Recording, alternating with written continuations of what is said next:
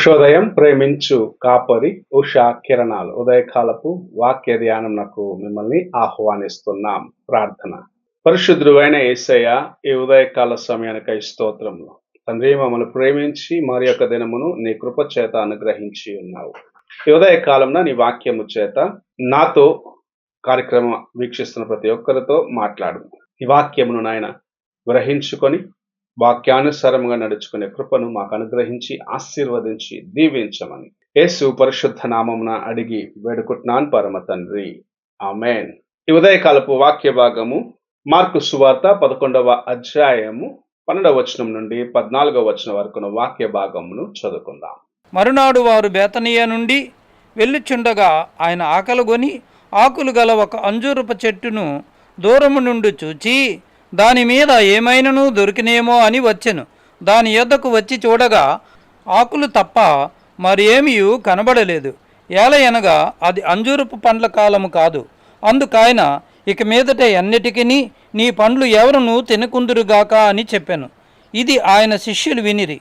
మనము చదివిన వాక్య భాగంలో యేసు ప్రభు యెరూషలేమునకు వెళ్తుండగా ఒక అంజూరపు చెట్టును చూసినాడు. అక్కడ ఆ చెట్టు ఆకులు పచ్చగా ఉన్నాయి కనుక ఆయనకు ఆకలి వేసి ఆ చెట్టులో ఏమైనా ఫలములు ఉంటాయేమో అని వెతికేదానికి ఆ చెట్టుకు సమీపించినాడు.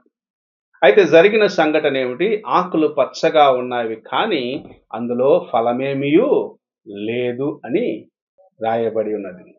అనేక సార్లు క్రైస్తవుల యొక్క జీవితము ఇలాగనే ఉంటున్నది.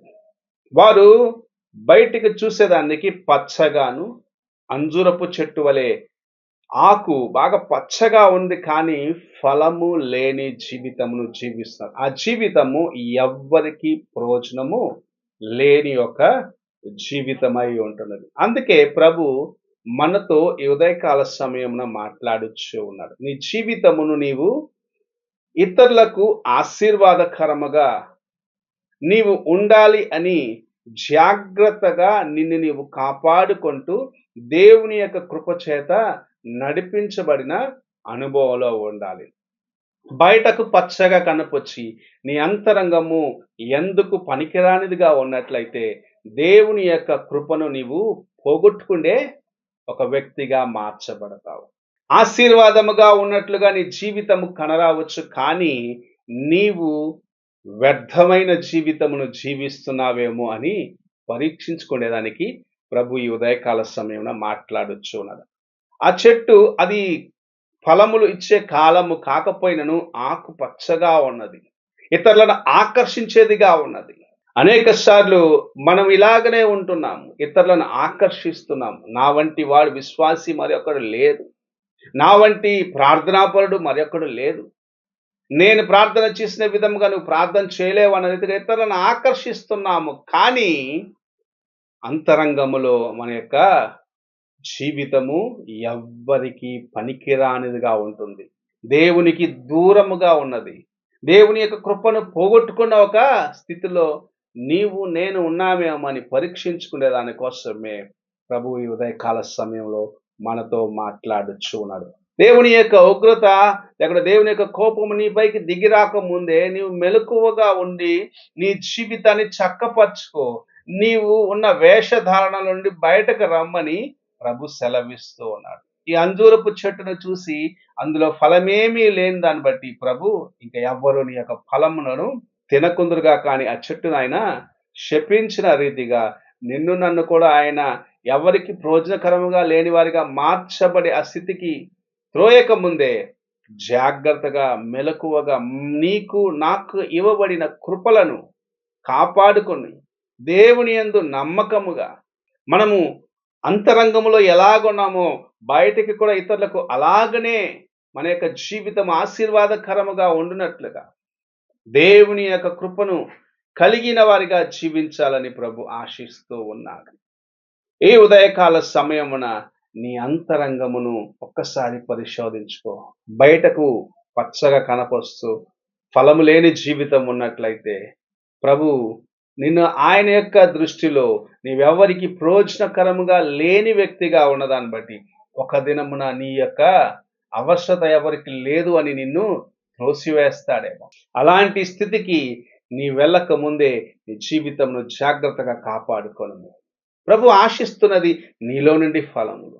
నీవు ఆ ఫలం ఇవ్వాలంటే ఆయన నిన్ను ఆశించిన మెట్టుకు నీవు ఎదిగి ఆయన స్వరూపమునకు మార్చబడాలనేదే ప్రభు ఆశిస్తున్న కార్యమై ఉన్నది. ఈ ఉదయకాల సమయమున నీవు దేవుని యొక్క వాక్యం విని ఉన్నావు. దేవుని యొక్క వాక్యమును ఎరిగి ఉన్నావు. ప్రతి దినం ఆయన సన్నిధిలో ప్రార్థిస్తూ ఉన్నావు. కానీ ఫలము లేకపోతే నీ జీవితం ఎలాగూ శూన్యమో, అలాగనే నీ యొక్క విశ్వాసములో నీవు స్థిరముగా లేకపోతే ఎవరికి ప్రయోజనకరంగా నీవు ఉండలేవు గనుక ప్రభు ఈ ఉదయకాల సమయంలో మాట్లాడుచు ఉన్నాడు.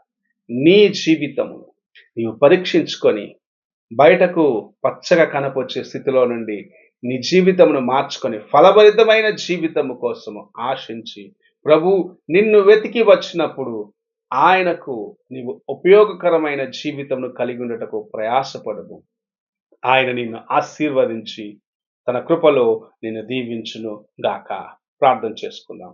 పరిశుద్ధుడైన తండ్రి, ఈ ఉదయకాల సమయం నీవిచ్చిన ఈ కొద్ది హెచ్చరికలను బట్టి స్తోత్రములు చెల్లించుకుంటూ నీ వైపు చూసి నీ కృపలను గ్రహించుకొని నీ యందునైన నడిచి నీ యొక్క ఆశీర్వాదములను ఇతరులకు పంచిపెట్టేవారిగా, ఇతరులకు ఇచ్చేవారిగా మేము ఉండుటకు సహాయము చేయమని యేసు పరిశుద్ధ నామమున అడిగి వేడుకుంటున్నాను పరమ తండ్రి.